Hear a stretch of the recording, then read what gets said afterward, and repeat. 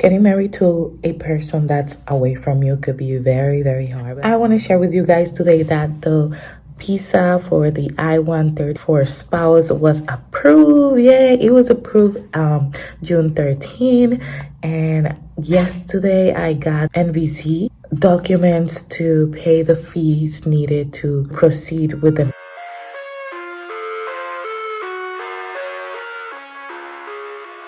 Hello guys, welcome to the channel. My name is Isaura Abru, and in this channel we talk a little bit about everything, financial development, side hustle, work experience, constructing in the Dominican Republic, and a lot more. So if you like what you heard, make sure that you subscribe to the channel and give it a like to this video. Comment if at the end you have any questions. So with all of you, I wanted to share that we are very close for my husband to be finally here in the United States. As you guys know, he lives in the Dominican Republic. I got married there.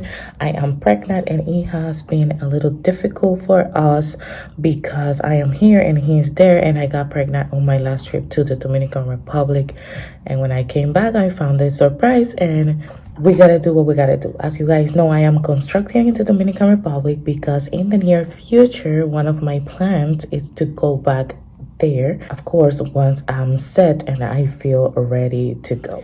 I wanted to share this because I know out there's a lot of girls, a lot of women's that they might be going through the same situation that I'm going through right now when it comes to having a long distance relationship, which I know it could be very difficult, but we know what we want and we focus on the positive thought, positive thinking, and we do the best we can, because it's not easy. But if you, like I said before, are sure of what you want and that you know that whatever you're working towards is something achievable, you both want the same thing, it shouldn't be a problem. So, on the 13th, June 13, I got the approval letter on the USCIS website.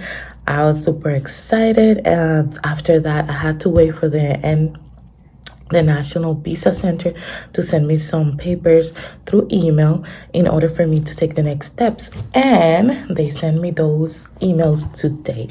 In the email, they just tell you to pay the fee for the affidavit, and also the fee for him. I'm not sure how is it called. If you have been passed through this, you might know, but there's two fees that has to be paid. So we got that done, and we are just waiting. I'm just waiting on behalf of my husband for him to send me his scanned passport, also his 2x2 digital photograph, and also they asked for the paper of conduct from the police in there, like a report that he's been doing great when it comes to not having no issues with no police and stuff like that. So that he said he was gonna do tomorrow, so I'm super excited to finish those steps. Like I said before, if you follow me, you know I'm pregnant. My dream, something that I have been asking God, is for him to be able to be here the day that the baby's born, but we don't know what's going to happen with that. Hopefully, as long as he comes, as long as the baby is born well, I'm gonna be happy. I'm not gonna stress too much, and after a long wait, the things are going pretty good. I always put everything in the hands of God, and nothing. We are just here waiting for the next step. So on Thursday, actually on Tuesday, I am going to speak with the person that is helping me through the application process, and I'm going to probably submit the rest of the papers, and then we're going to schedule the interview. I'm super excited. I have to ask him if the interview I have to be present or he could go by himself, because I don't think I'm gonna be able to go to the Dominican Republic for the interview with him. And I'm just wondering, because when I petitioned my father back in 2019, I remember on the 2021, I remember that when they gave him the interview, I was there with him. So I'm not sure how it's going to work now, because I'm almost due I'm even having contractions all this week. So you imagine if I go to the Dominican Republic, I might end up just having the baby over there. So yeah, he might have to go by himself. I'm gonna wait and see what happens. Maybe I'll send some papers from the doctor saying that I'm almost due. I can be traveling. I don't want to put my baby and me in risk or put myself in a situation I don't want to be into.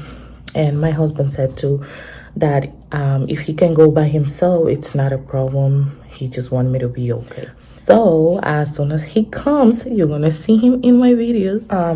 Long distance relationships are not easy at all, and for anybody out there, like I said, that's going through, let's say, the same situation as I am, that they're away from each other, just make sure. This is how I have been able to just continue doing what I'm doing without worrying too much about the situation, because there's always going to be opinions, there's always going to be people telling you stuff. Focus on the present moment and on the present day that you are in and the goals that you have for your future.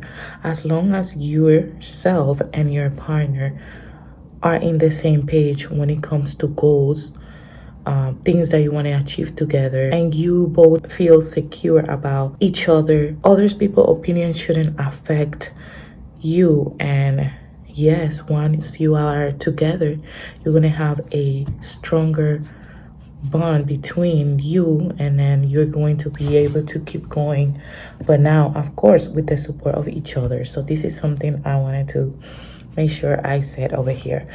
My husband and I will speak every single day as soon as I wake up. Sometimes we're not able to talk as much because he works. He works in the transportation field back there in the Dominican Republic. So it's like especially in the south part of the Dominican Republic, they plant a lot of food products. For example, they call it batatas, which is like sweet potatoes, but different. Plantains, a lot of peppers, and they plant that, so they harvest that, and then they send it in the trucks to the airport to be exported. So my husband is one of the drivers, so he drives those trucks to the airport and back to the factories where they packed these items. And he also works a lot. The money over there is not that great when it comes to transportation. When you work for somebody else, it could be tough because they don't pay a lot. I know sometimes his trips are like 1,800.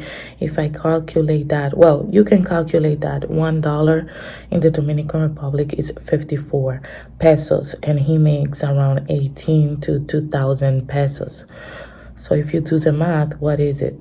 Maybe 50, maybe less, I don't know, but it's not that much money at all. Like, it's less than $40 that he makes a day, and sometimes he spent 2 days on the road.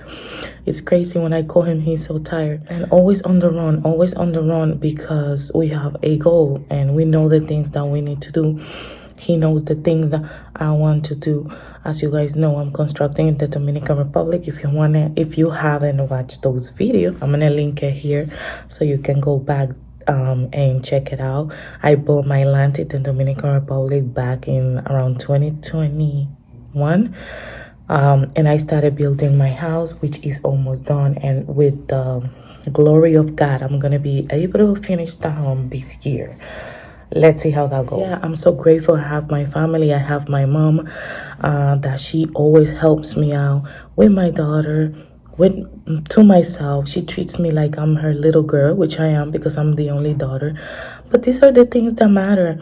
I'm tired of this social media BS. Take you out of place because you start comparing yourself to other people, when in reality you have your own uniqueness on you, and you have your own plans in life, and they are never going to be the the person next to you, not even your kids, not even for your family, and sometimes not even your own husband, because they want to do their own thing in life. But that's why it's very important to create a strong relationship with the person that you're going to spend your whole life with, because you want to both be able to be on the same page. That's the person you're spending the rest of your life. So you have to make sure that you are giving him the opportunity to share what he wants, and then yourself as well, and then combine it together in a way that both of you are satisfied, so that you can have a long lasting relationship, but you both understand each other's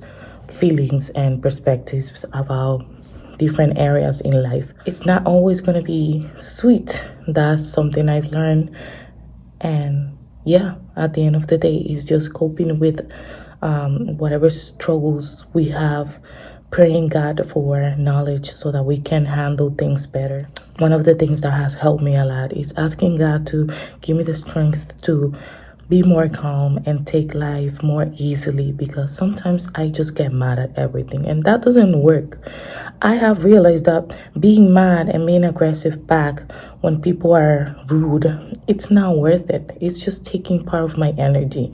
So with this being said, I just wanted to share with you guys a little bit, because I know a lot of women and men out there that they're waiting for their spouses, or they're desperately waiting for someone that they don't have with them at the moment, because of immigration situation. But we just gotta do what we gotta do and keep, building our dreams little by little, and we soon gonna be together with that person that we love so much. We just have to have patience. Like me, I was so impatient. I was like, oh my God, when these papers are gonna come? And look, after almost 2 years, it's been a year and a half through the I-130 visa. And yeah, we just have to be patient. We have to take it with ease. There's nothing else we can do. Thank you so much for watching this video. Go back to the playlist and watch other videos that might interest you. I have my QR right here for my Buy Me a Coffee account if you want to support the channel, and I will see you in the next video.